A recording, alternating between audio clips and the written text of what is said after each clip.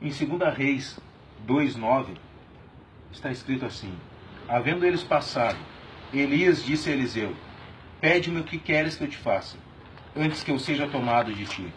Disse Eliseu: peço-te que me toque por herança, porção dobrada do teu espírito. A mensagem de hoje é: diga-me com quem andas. Eu olho à luz da Bíblia e tenho visto em toda a história bíblica que todas as vezes que nós miramos um exemplo, que nós miramos alguém para andar perto, para estar junto de nós, nós acabamos adquirindo características dessa pessoa. Eu te digo, Jacó. Jacó teve 12 filhos.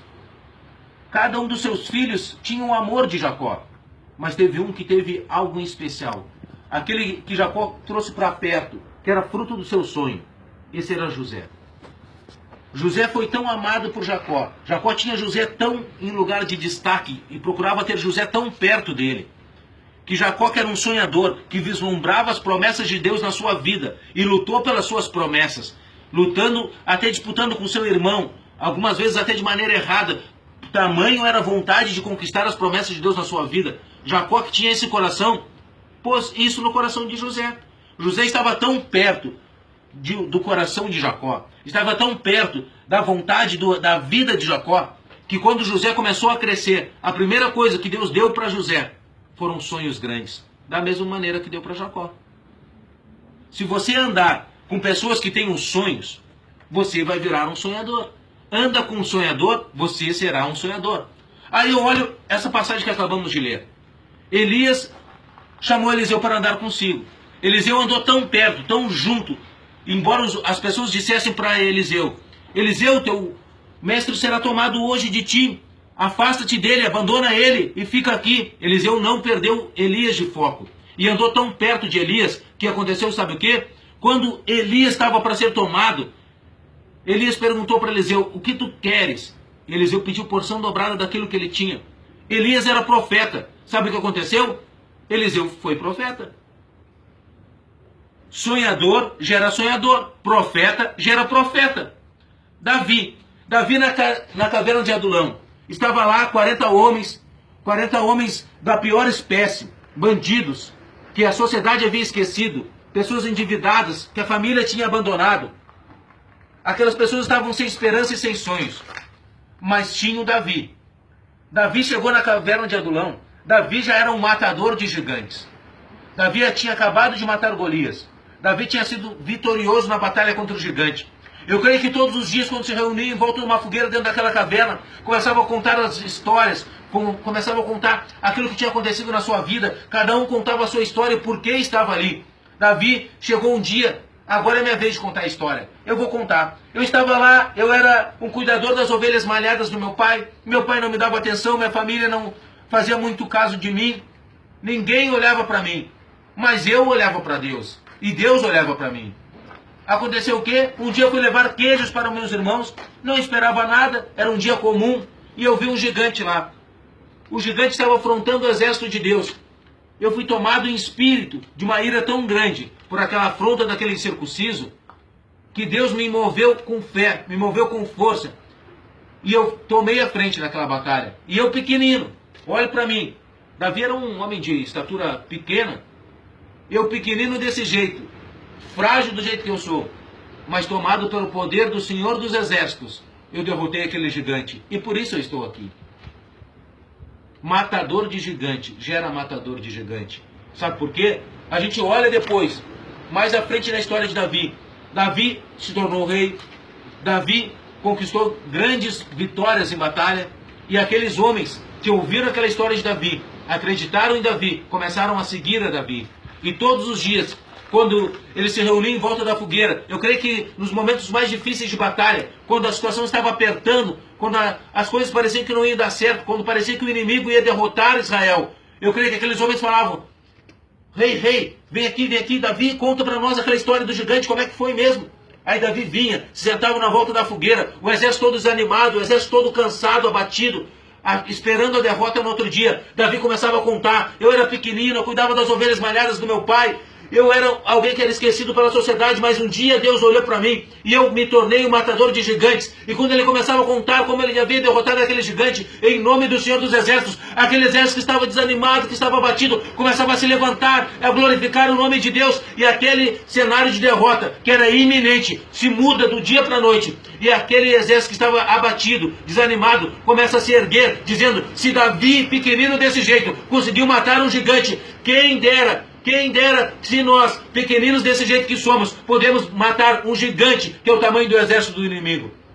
Aquele exército se levantava em fé, se levantava em coragem, se levantava em ousadia, e mirando o exemplo de Davi, que era um matador de gigantes, começava a destroçar exércitos muito maiores que eles.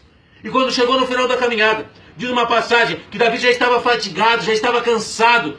Um dia ele foi para uma batalha e havia 4 gigantes naquela batalha. E um daqueles gigantes, no meio da batalha ali, Davi tropeçou do seu cavalo e caiu. E o gigante veio com tudo para matar Davi. Sabe o que aconteceu? Aqueles homens lembraram que Davi era um matador de gigantes. Mas Davi estava no chão, eles disseram: se ele era matador de gigantes, ele nos ensinou, a gente conviveu com ele, a gente aprendeu, nós também podemos matar gigantes. E lançaram-se contra aqueles gigantes. E todos os gigantes caíram. Matador de gigante gera matador de gigante. Sonhador gera sonhador. Profeta gera profeta. Matador de gigantes gera matador de gigantes. Aí vamos para o exemplo que todos nós devemos buscar na Bíblia. Se tem uma pessoa que devemos seguir, é quem? Jesus. O exemplo que todos nós devemos almejar é o exemplo de Cristo. Cristo, quando veio à terra, ele se despiu da sua glória, se despiu da sua honra e veio como carne. Veio padecer das mesmas dores que nós. Jesus, quando desceu aqui, ele poderia ter escolhido descer aqui e vir como um rei. Ele dizer a Deus: eu vou lá, eu dou a minha vida por eles, mas durante os 33 anos da minha vida, eu vou viver em conforto, vou viver em luxo, e todas as coisas que eu quiser eu terei oportunidade de comprar. E quando eu chegar no dia de eu me crucificar, eu vou lá e me entrego voluntariamente. E todos verão que eu sou o Messias, porque eu irei como um rei. Mas não, Cristo abriu mão da sua glória completa. Ele decidiu vir a essa terra, na família de um humilde carpinteiro. Cristo, eu creio que se a gente pudesse a oportunidade de olhar para as mãos dele, além de ver o buraco dos pregos, a gente veria calos nas suas mãos. Porque ele trabalhou como marceneiro. Ele era um homem de dores e que sabe o que é padecer, dizia Isaías. E quando fala em padecer, não apenas de dores físicas, mas da angústia nossa de cada dia. De uma família humilde. Eu creio que ele se acostumou a ver chegar no final do mês o seu pai, a sua mãe, seu pai José, o seu pai terreno, e a sua mãe Maria, juntarem as moedas, juntarem o dinheiro que tinham para comprar o pão. Eu creio que ele viu a angústia daquela família, vivendo em meio a uma pobreza, em meio a uma situação humilde, mas mantendo o zelo, o cuidado familiar. E vendo que, embora as dificuldades e as lutas, aquela família nunca questionou a Deus. Eu creio que Cristo nos deu um exemplo de humildade ali. Mais adiante, eu vejo ele pregando uma mensagem de amor, uma mensagem nunca de condenação, mas de amor e de perdão. E eu olho para o exemplo dele e vejo quantas vezes nós, tendo a oportunidade de estender a mão para alguém, em vez de estender a mão, nós apontamos um dedo. E esquecemos que toda vez que apontamos um dedo para alguém, há 3 dedos apontados para nós e um apontando para cima, dizendo: Deus está vendo. Sabe o que acontece? Nós não estamos mirando no exemplo de Cristo, que é o exemplo que devemos seguir. E ele veio para dar a vida pelas suas ovelhas. Ele veio aqui, pregou a mensagem de amor, pregou a mensagem de perdão, pregou a mensagem de arrependimento. E sabe o que passou? Chegou no último dia dele. Aquela mensagem de amor, aquela mensagem de perdão, aquela mensagem de arrependimento não foi lembrada. Mesmo com todo o amor que ele pregou, as pessoas olharam para ele e decidiram crucificá-lo. E ele podia ter dito: eu não quero isso para mim, eu volto para a minha glória. Não, ele por amor a nós, ele pagou o preço até o final. Sabe o que eu vejo? Em Cristo, um exemplo de negar-se a si mesmo. Em Cristo, um exemplo de amor ao próximo. Em Cristo, um exemplo de testemunho de vida. Esse é o exemplo que devemos seguir. Sabe quem é que seguiu o exemplo de Cristo? Paulo. Paulo disse numa das suas epístolas: Não sede meus imitadores, assim como eu sou de Cristo. Paulo mirava o exemplo de Cristo. Paulo imitava o exemplo de Cristo. Paulo, após ser açoitado, após ser perseguido, ele dizia: alegro-me de padecer das mesmas aflições que o meu mestre Cristo padeceu. Paulo se alegrava de ser açoitado da mesma forma que Cristo. E a gente, muitas vezes, por uma calúnia, por uma besteira, se entristece e decide até mesmo abandonar a fé. Paulo não. Paulo se alegrava, no meio das lutas e das tribulações, de seguir o exemplo de Cristo. Sede imitadores de Cristo, assim como Paulo foi um dia. Porque Paulo não olhou para si, mas olhou para o exemplo de Jesus. Então, eu vejo em Cristo e vejo em Paulo um exemplo: negar-se a si mesmo. Então, Jacó gerou José, sonhador gera sonhador. Elias gerou Eliseu, profeta gera profeta. Davi gerou matadores de gigante, matador de gigante gera matador de gigante. Jesus gerou a Paulo, amor ao próximo gera amor ao próximo. Eu te digo, de todos eles eu procuro mirar um pouco o seu exemplo, principalmente de Cristo. Mas talvez a característica em mim que mais se destaque é a loucura por Cristo. Então eu costumo dizer: se matador de gigante gera matador de gigante, maluco gera maluco. Eu sou maluco por Cristo.